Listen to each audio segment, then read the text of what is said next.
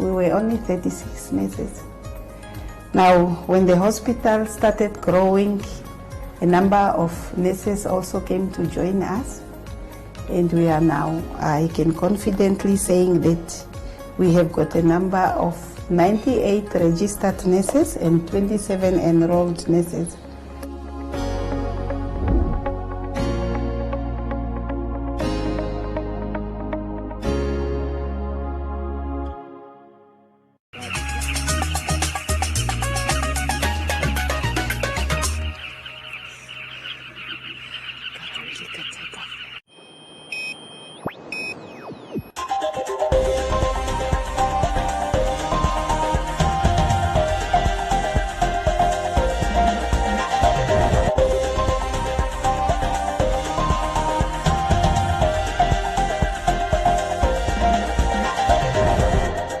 Good evening, I'm Isai Sipunga, and thank you for joining us for this evening's edition of Today on One.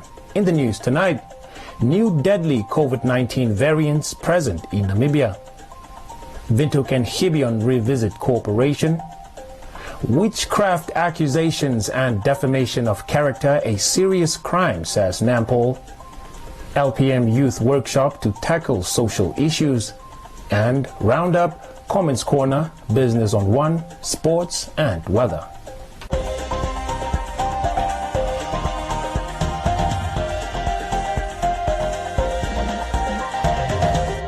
Now for the news in detail. The deadly COVID-19 variants B1351 of South Africa and B117 of the United Kingdom are now present in Namibia. This is according to the latest genome sequencing results conducted by the University of Namibia. The B1617 Indian variant is also reported to have found its way in other parts of the world. The Health Ministry says they are currently monitoring whether or not this lethal variant is present in the country through genome sequencing. And what we are doing is basically we have informed all ports of entry to be on the lookout of travelers that may have either be coming from India or transited via India for them to be tracked in order for us to be able to again see whether that variant is present. What's frightening about the South African variant, according to reports, is that it carries a mutation called N501Y, which makes it much easier to spread. It reportedly also carries a mutation called E484K that helps it dodge a human's immune system. Experts say this has the potential to affect the way the COVID-19 vaccine works. According to the genome sequencing that we did for April, the variant that was originally detected in South Africa was present in about 60 to 70% of the samples tested, and to the one that was detected in England was much fewer. I think it was about 1% or so, not so, Doctor. The Health Ministry says they have recorded more than 50,000 confirmed cases and over 700 deaths locally. The recent weeks have witnessed a steep spike in the numbers of new COVID-19 infections around the country. On average, COVID-19 infections are reported in all 14 regions of Namibia on a daily basis. Of concern is the fact that more severe cases, higher numbers of hospitalizations and deaths have been recorded. Increased hospitalizations have exerted pressure on the available capacity of intensive care treatment, both in the public and in private sectors. Nangombe urges the public to strongly adhere to the COVID-19 public health regulations. The coronavirus vaccines that have been approved, according to the World Health Organization, are expected to provide at least some protection against new variants because these vaccines obtain a broad immune response involving a variety of antibodies and cells. Changes or mutations in the virus should therefore not make vaccines completely ineffective. A delegation from the Hygiene Village Council today made a courtesy call to the office of the mayor to revisit cooperation between the two councils. First established in 2003, the parties agreed to cooperate on capacity building, town planning, as well as waste and sewage. Salma Tepopi has this report. The delegation was received by Windhoek's deputy mayor, who emphasized Windhoek's continued support to Hygiene.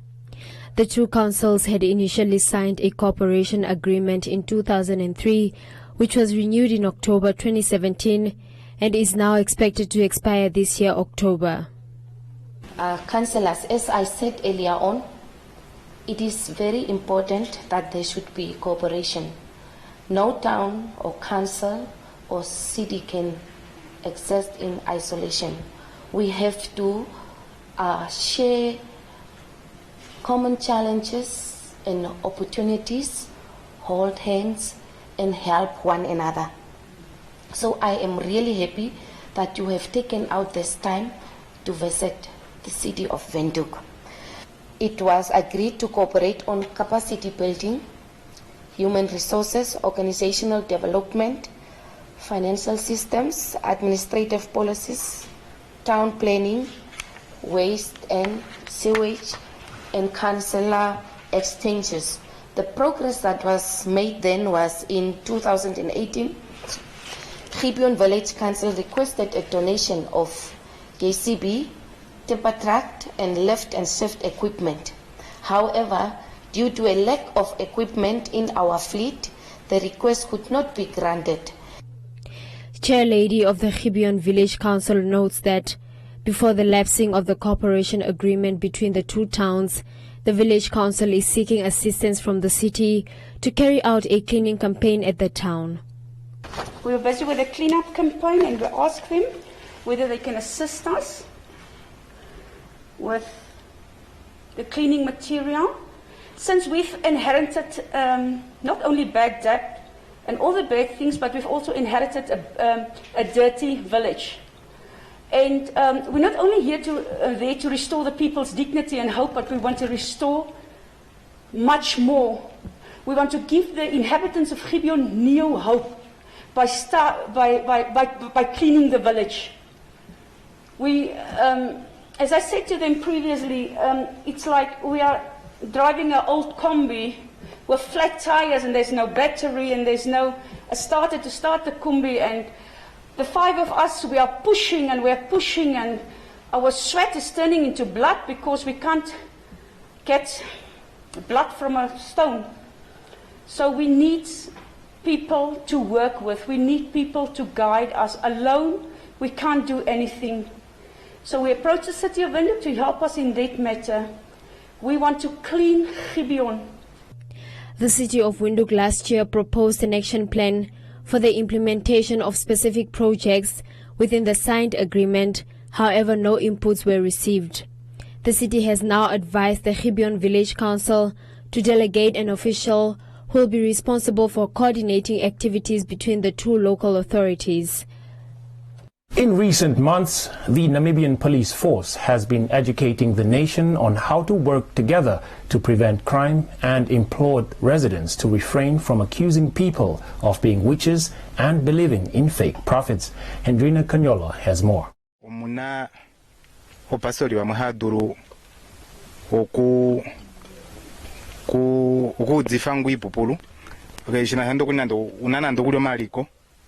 Ya tekufanya ndo kule maliko ene ndungengo dziwa ya peife ngonya pulifi mulipo ngenge oshima shinga ndo kule ne kulopotero shima shiringa wanduru kuchako shikengeno koshima shachanga. Nampol Chief Inspector Christina Danfosse Shikongo has over the years been vocal with community members to refrain from accusing each other of being witches and believing in fake prophets, which is breaking homes and neighborly relationships. You just heard those rumors defaming somebody. You can be arrested on that one. Are we together? How many of you are not talking to your neighbor? No one will put the hand up, but I know some of you are not talking to each other. That greedy heart, those bad manners, Remember, when you are here, you are already creating a sisterhood or brotherhood with your friend or either with your neighbor. If you are not around, your neighbor will check at your stand. Are we together? So that life of gossiping, of unnecessary enemy of the progress, throw it away. She further urged young professionals such as teachers and police officers to be cautious of greedy prophets that come to the country with false promises, stating that many are robbing young professionals of their money and making them believe in miracles and accusing people of being demons. We have a serious problem around churches, where we are also engaged in different churches, but we are not talking in normal churches. We are talking about those small fake churches which are coming in, which is destroying some seniors, some elderly people, some parents, where also teachers are included. Because once you become part of that type of fake churches that we are talking about, you know, most of them, remember we have some private or some smart prophets that they will come when I dream today, God is what is giving you. And of course, everyone is working hard to be promoted to be somewhere in life. Sometimes you'll be working for so many years and you'll feel like you are not recognized, you are not moving, you are just stuck in one place. There are those who are smarter than us who will come, you know, today God said what, join my church, give me 100,000 or maybe 50,000, I'll pray for you to move on and so forth. There are those who became a target of such people. So what I want to encourage is, be a teacher that you need to educate a child to be someone in life tomorrow. Don't be a teacher with the intention to climb and to be promoted in a short time. When you come to a class, instead of seeing a child, instead of assisting a child, instead of teaching a child how to behave and so forth, the first thing what you see in that child is a demon. Because you have been already convinced by these fake criminals behind through the Bible. You know, those who read the Bible, they said at the end, false prophet will come, they will do miracles, they'll do whatever. And some of us, we are starting believing such things.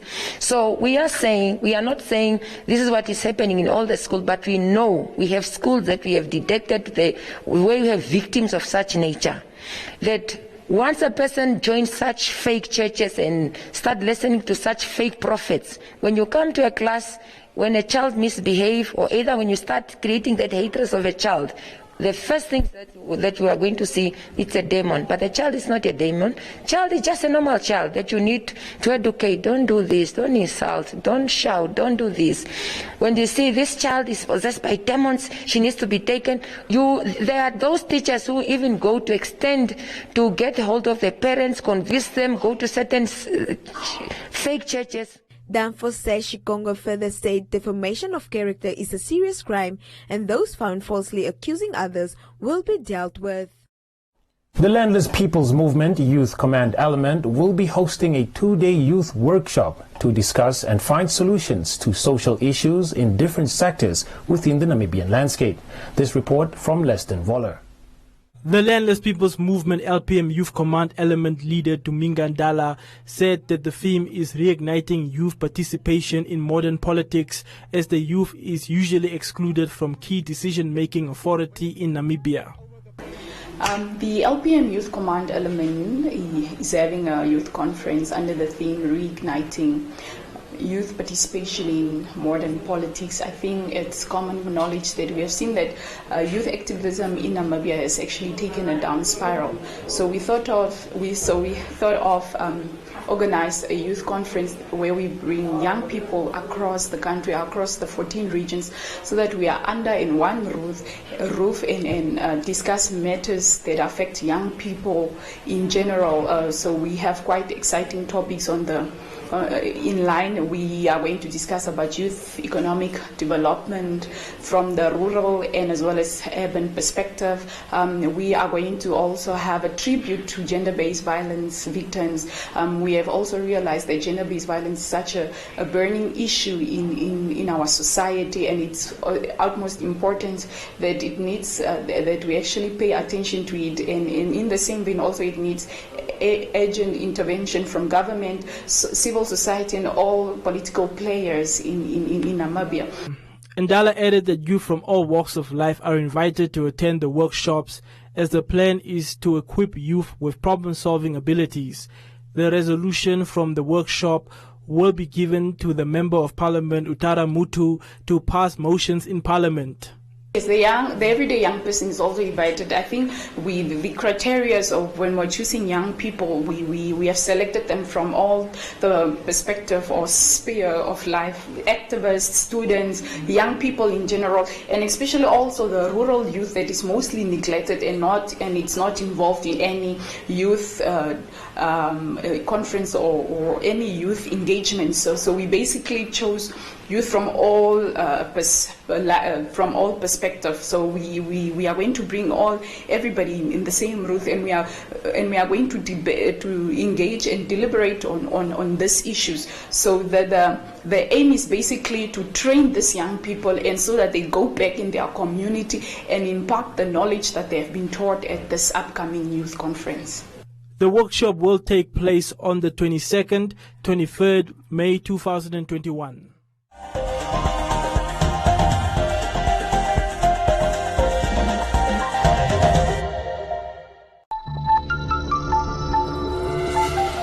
Namibia is bleeding. Women and children no longer feel safe in the land of their birth. This is not due to war, but due to gender-based violence perpetrated by mostly men. This call is to our fathers, brothers and sons to unite against gender-based violence. Let us come together and say a big no to gender-based violence. Together, we can build a safer and better society for all. My Namibia, my country, my pride.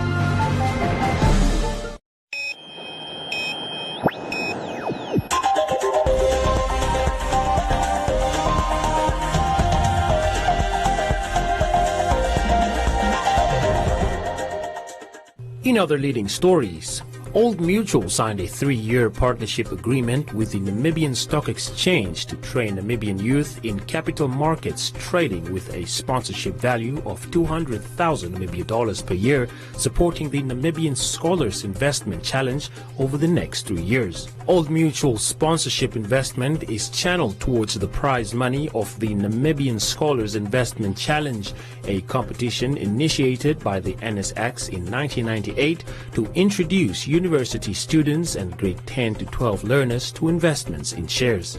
As a financial service provider with dual listing on the JSE and NSX, Old Mutual must help build capacity and skills in capital markets.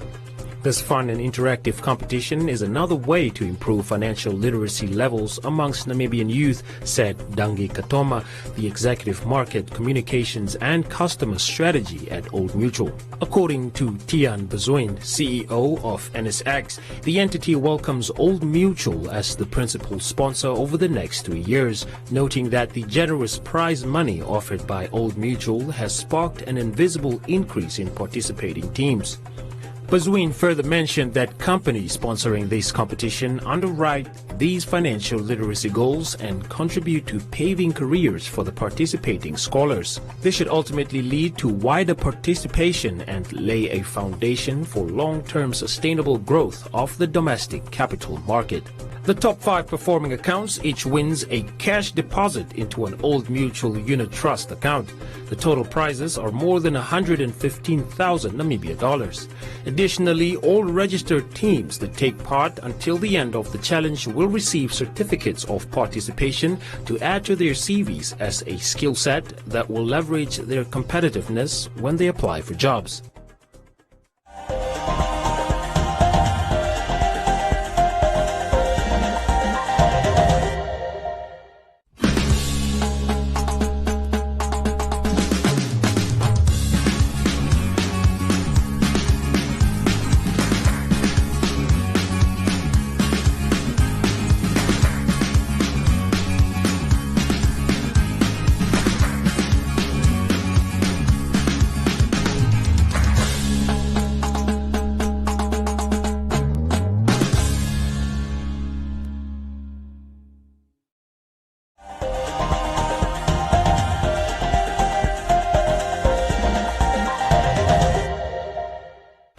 Joseph Shifeni standing by for today's Business on One and economic indicators.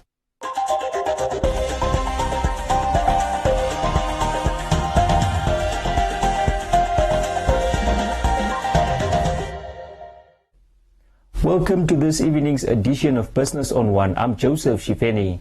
The Ministry of Finance says that it is working on reforms that will give preference to locals when competing with foreign companies for tenders. The ministry is in the final stages of the Code of Good Practices guidelines for public entities, a tool aimed at leveling the playing field when it comes to procurement and empowering Namibians.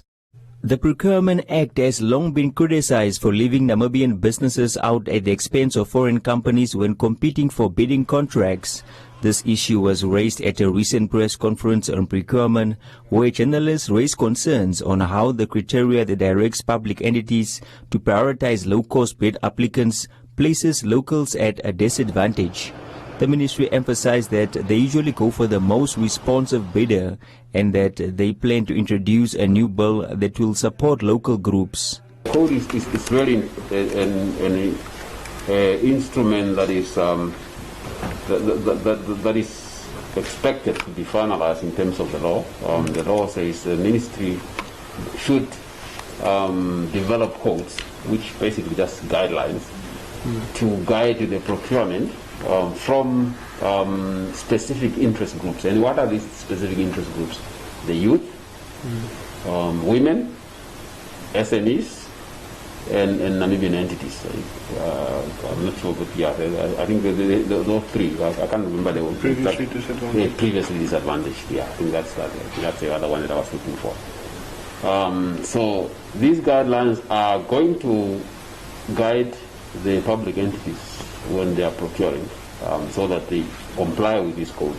So therefore, if you have a Namibian entity that is competing with a foreign entity, and it's a woman, so that that entity is owned by a woman, that entity is going to get a higher weight, and therefore this will help to empower Namibian entities that are owned by those specific designated groups.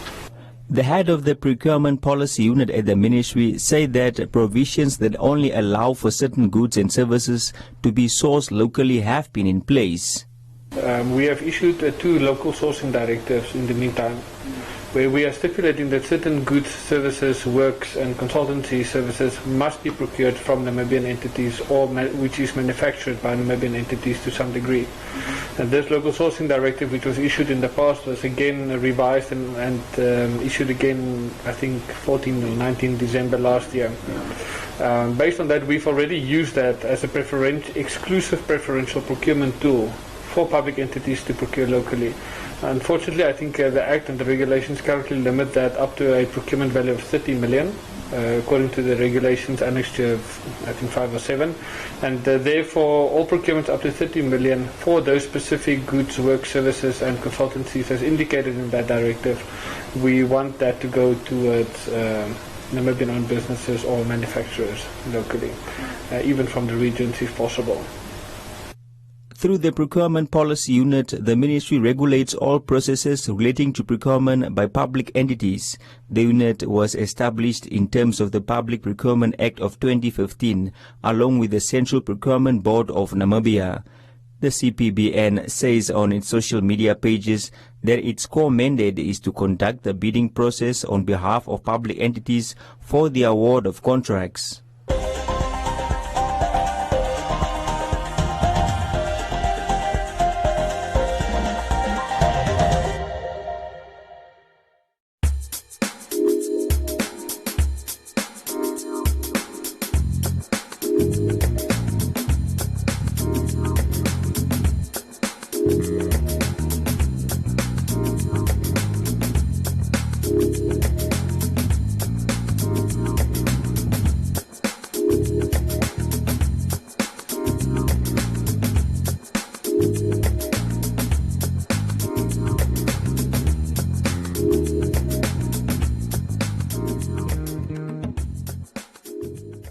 Thank you for watching Business on One. Join us again tomorrow, same time.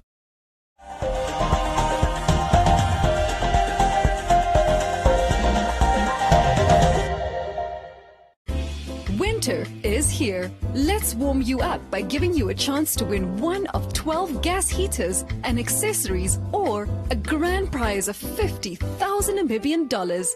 To enter the Winter Warmers competition, simply buy any combination of 2 or more of the following participating brands: Baker's, Five Roses, Fresh Pack, Frisco, or Hug in a Mug, and SMS WINTER to 445. And remember to keep your till slip as proof of purchase.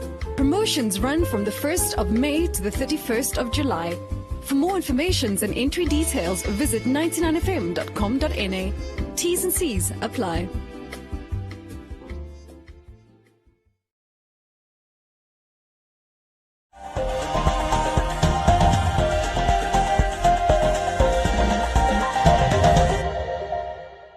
Now a look at Comments Corner, your daily dose of comments from the hottest social media pages.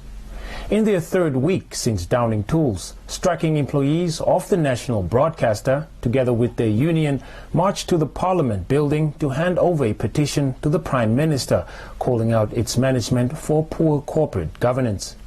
The group further questioned the reluctance of the Ministries of Finance and that of the state-owned enterprise to hold the broadcaster's management accountable.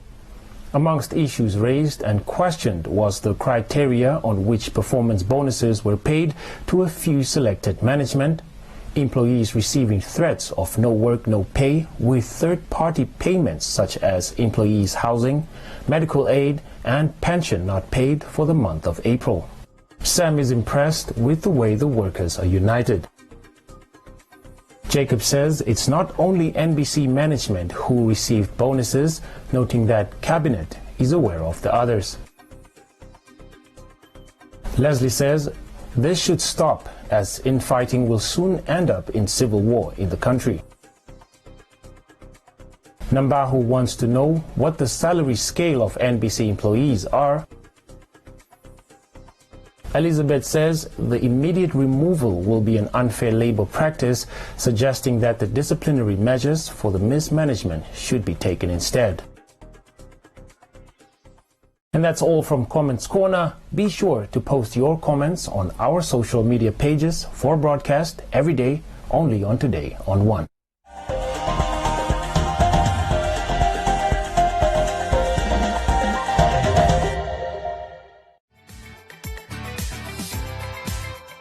Are you a CMS member?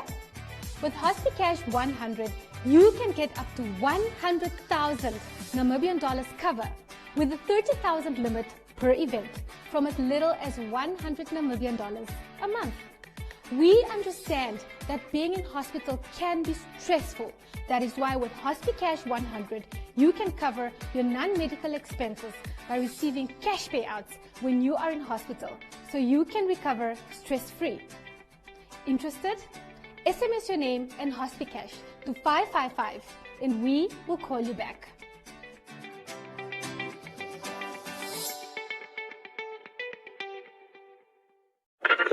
What's up, world? This is Shay, the goddess of the airwaves, on 99 FM, Monday to Friday, serving you breakfast on the ignition between 6 and 9. We brought you to be inspired, taking you to master your destiny. Now it's time to do the work. Just show up. Put on your work boots and do the time. Make it, and then make it better. Hello world, it's your boy Script here on The Kingdom, where we're reminding you every single day. Get up. You've got this. Start where you are. Hey, this is your girl Treza on Hitsville on 99 FM, letting you know it's okay. Try. Make mistakes. Ask. I am Sibo and I'm going to be with you for quite a while. Thank you so much for joining us here on your inspiration station, where we let you know there's no easy money, there's no easy job, there's no easy life. 99 FM. Do the work.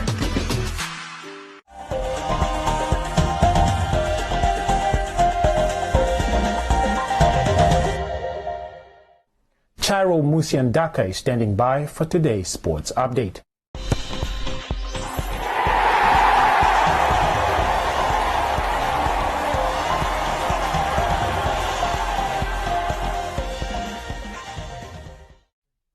Welcome to Sports on One. I'm Charo Musiandaka. Patrice Masilingi, Hilalia Johannes, Christine Boma and Thomas Reynolds were recently invited to a courtesy visit to the Vice President's office after qualifying for the 2020 Tokyo Games to represent Namibia. More on this story from Castro Olumbu. At the event, Vice President Nangolo Mbumba urged the athletes that will represent the country to be disciplined and compete strongly at the Games in Tokyo. Mbumba also informed the athletes that his office has secured funds worth 36,000 Namibia dollars to help assist them with training gear whilst preparing for the Games.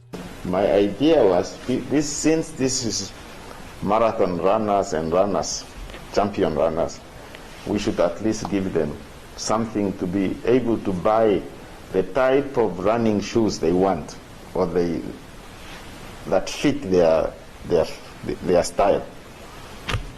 So Telecom has agreed to help with that, and Telecom will send the money to the National Olympic Committee, and then the distribution will come to you. It will not come to me, which is good, okay? But I am glad Telecom was able to do that. They even refused to come and join here because they said they contribute because I appeal to them. That's how we use our offices. What I want to encourage us to do is to honor our professions, to honor our country. And I was telling the minister, deputy minister, the one good thing about being an athlete, when you win, especially in international competition, your national flag is shown and they can sing the national anthem of your country. And no diplomat or leader, unless you are a president, your flag can be sung in your own name. So we are hoping and expecting that when you go and compete, you remember this, that because of you, because of your effort, because of your energy, because of your determination, your national flag is being sung on the international stage. Heading the delegation at the Vice President's office, the Minister of Sport, Youth and National Service expressed her appreciation towards the Vice President for the kind gesture and the words of encouragement. Thank you very much for inviting us and accepting us and meeting us in your office, in your boardroom. That is the honor I'm talking about. And that's a very big, according to me, a very big encouragement for our athletes. Being received by the Vice President, you cannot go there and make other things. It will not occur well, they know that. Thank you very much for receiving us and meeting us. The upcoming international multi-sporting event is scheduled to be held from the 23rd of July until the 8th of August 2021 in Tokyo, Japan. That's all we have for you today. Join us again tomorrow for Sports on One, and don't forget to follow us on our social media pages. Back to you, Isai. Thank you, Chairo, for that update. Time now for the weather forecast.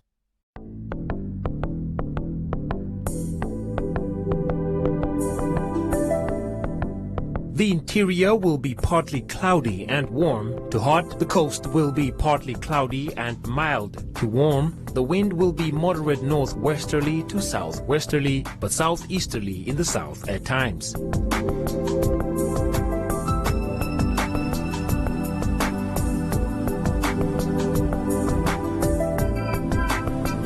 Now we'll look at the minimum and maximum temperatures across the country and beyond.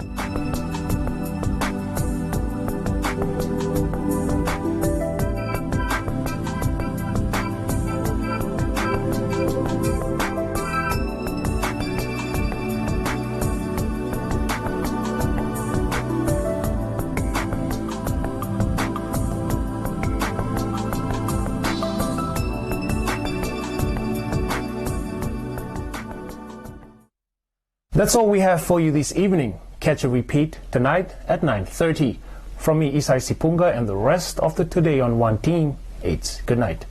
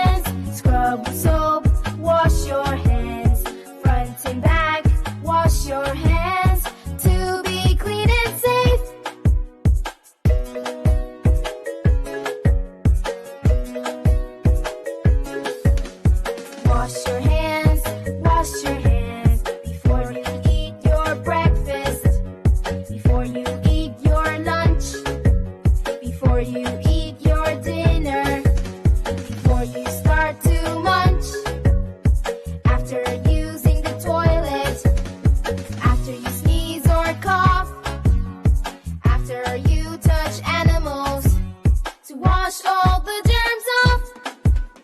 Wash your hands. Water, water, wash your hands. Scrub with soap, wash your hands. Front and back, wash your hands to be clean and safe.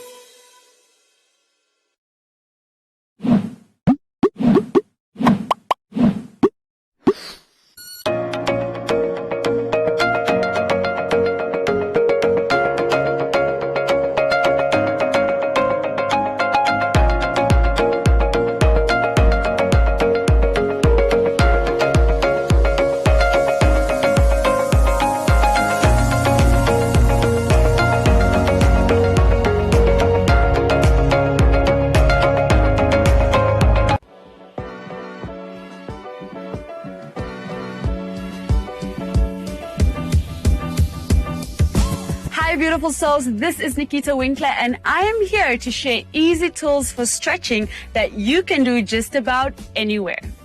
In this session, we will be doing mobility stretches. This session is great for you if you want to wake your body up or warm your body up. Please remember that this is a demonstration video. So what's most important is that you take your time. So let's get started. So what we're going to do is we're going to create circular movements in your wrists, your shoulders, your torso, your hips, and your knees. We're going to go one way and the other. So let's get started. Interlace your fingers and rotate. And change. And then we go into the shoulders, big swings in the arms. And change. Remember to take your time. And you can also place your hands on the shoulders, create your rotations.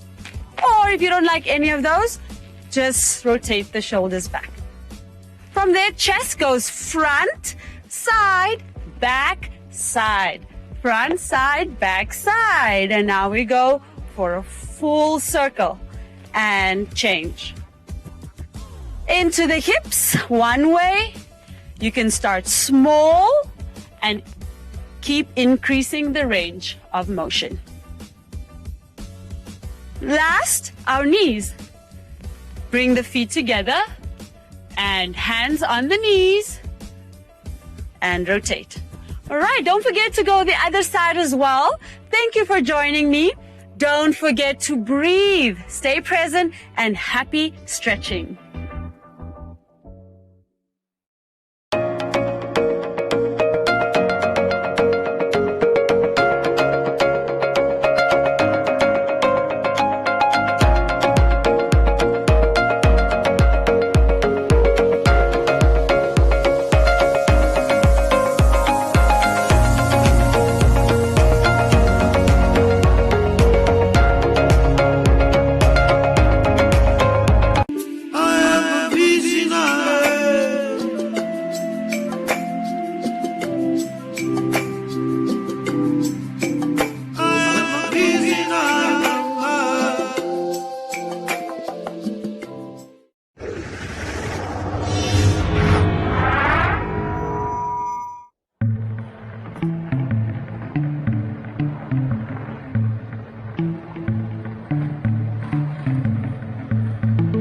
I like rhinos. I like them very much. Future here in this area is depending on the tourism. The future generation, they can see and they can benefit from their own resources. Animals like rhinos, elephants, the big five, you benefit from them and it must be respected.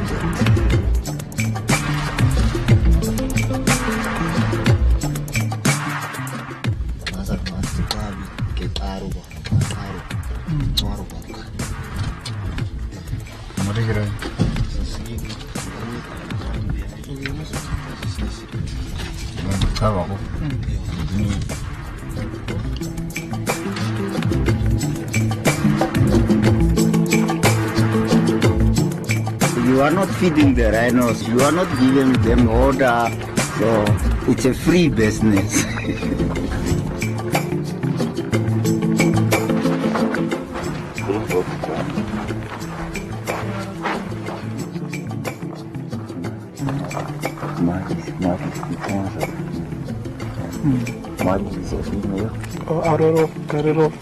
I take 2 of my sons, which was little bit 5 years old. They were young guys. So they asked me questions. Why are we here? Why are we sleeping here? I told them this is our resources and this is our future.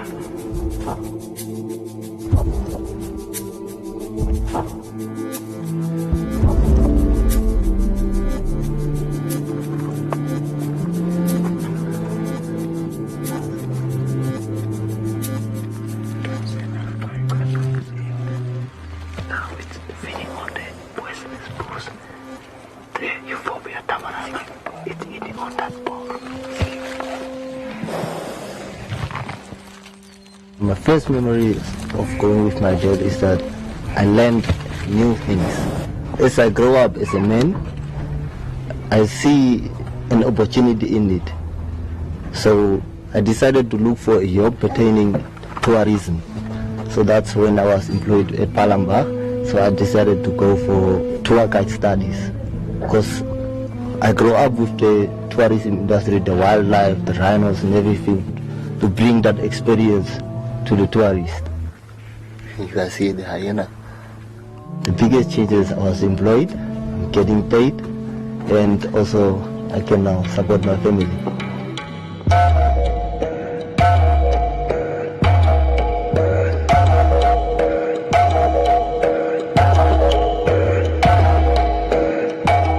It's a cultural thing. It's coming a long way. Even if you go to area like Tweefontein, area was a lot of paintings. You will see rhino engravings on the rocks. That is an indication that the interaction between human, especially the local communities, and wildlife is dating back. That intimacy relationship is coming for a long time. We are right here now at Palamba, and Palamba is one of the big lodges in the heart of the desert. And as you can see there is Jumbo standing behind me, which shows it's really a tourist area. We do have elephants, lions, but as you can see, the desert is the heart of the rhinos. This is the main breeding area of the rhinos, is what we found here in this desert. It's the largest free-roaming population of black rhinos that you find outside national parks in the world. It's a population that communities in the northwest have taken responsibility themselves in managing this population with the structures that government has put in place, more specifically the establishment of conservancies. These people, before independence, they took it upon themselves and decided that wildlife is our heritage, and through history we've been living with wildlife. And having wildlife in your area is like having a garden. Because of all these animals, we've got the communities that benefit from all this wildlife, and it's like a triangle that fits into each other. And the communities looked after the wildlife doing their own thing, and the communities benefit. So already there were this intergenerational relationship between mankind and wildlife, and that bond is what our people actually wanted to see it continuing. Very few countries have the wildlife that Namibia has. What is also important is the policies that Namibia has put in place, which also involves communities to be engaged in the management of the wildlife species and also to benefit from the wildlife resources. Turn conservation into a rural economy, turn conservation into endless opportunities that would actually cater for those young people that have nothing else to do. If it was not for rhino economy and tourism in this area, it was really difficult for young people to get or find a job. We are conservation engineers. We make conservation work in an unfenced area, and through that, we want to turn the wildlife into the rural economy that will benefit the rural communities. So we can see now wildlife is doing very well, the lodges are doing well, and the community is also benefiting. So it takes all three together. devastating hit over coronavirus fears. Airline industry is facing its biggest threat to travel since 9/11. Since March, when COVID-19 hit Namibia, things actually become very difficult. In the first place, all the lodges closed down because of COVID-19. With us, Save the Rhino Trust, we had some donors cutting on their funding. And then we had, in the same time, a poaching case of 2 rhinos that was poached. We had less boots on the ground, and poachers could actually see. Now each of changed to go in and do something. So COVID-19 was tough on all of us.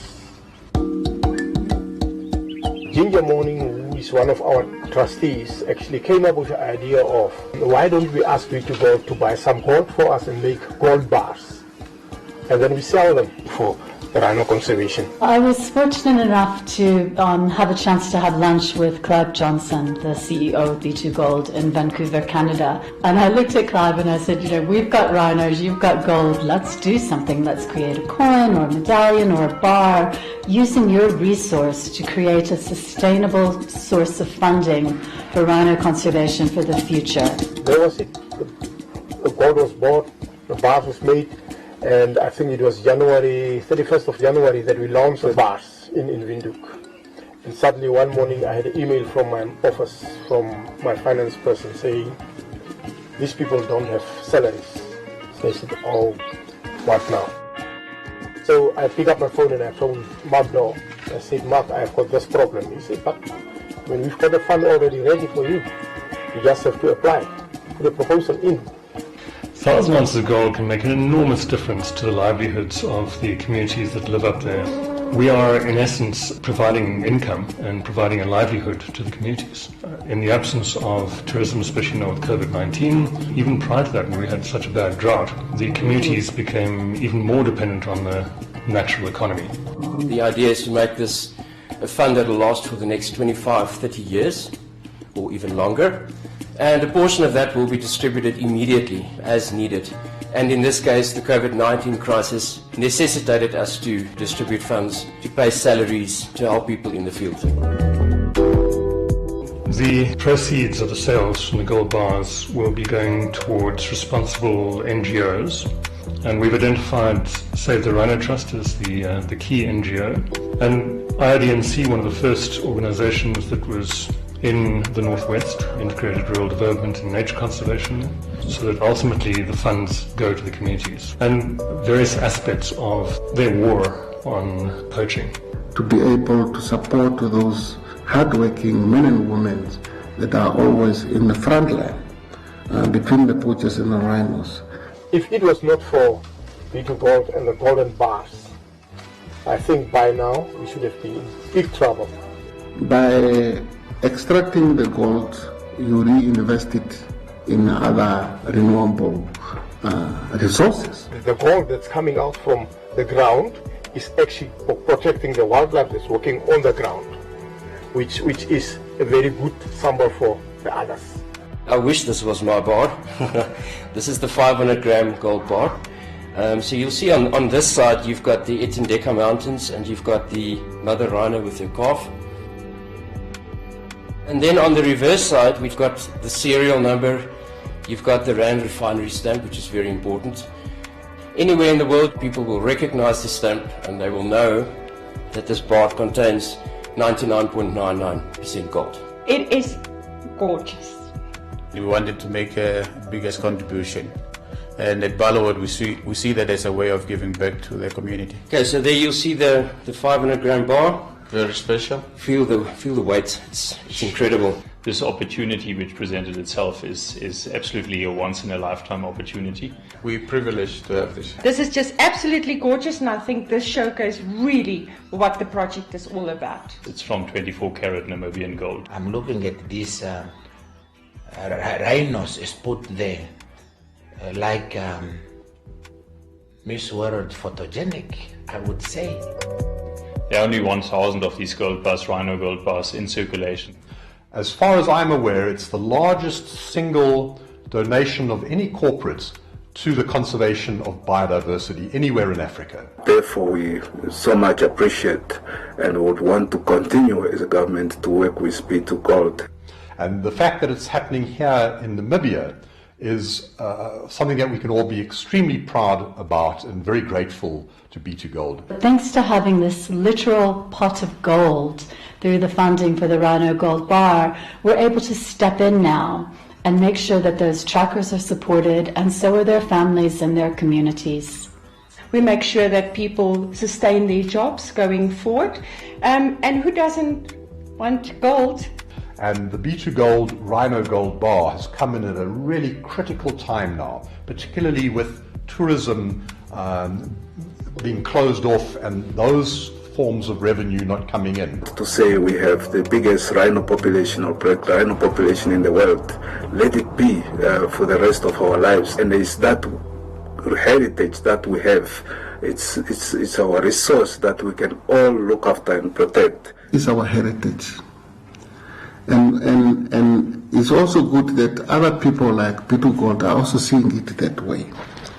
It's actually a very nice link between the investor that buys this gold bar, the rhino tracker in the northwest of Namibia, and the black rhinos.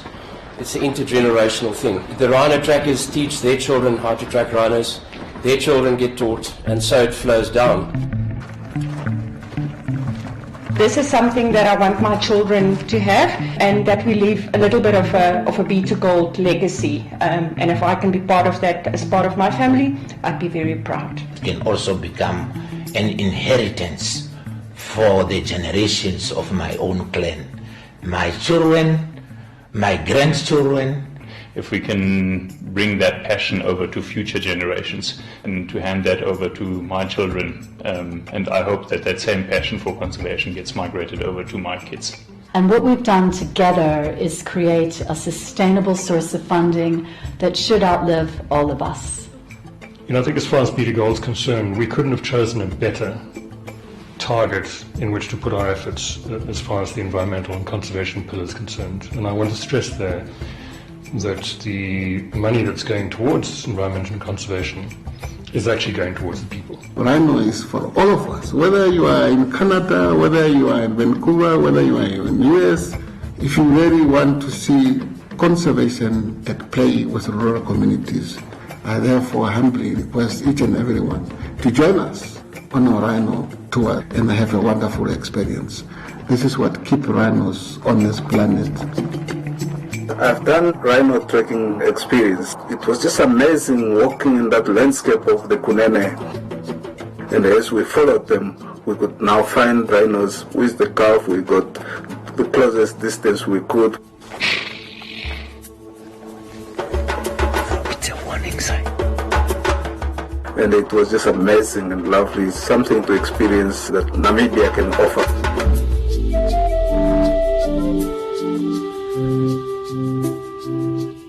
It's something that you have to do in your life.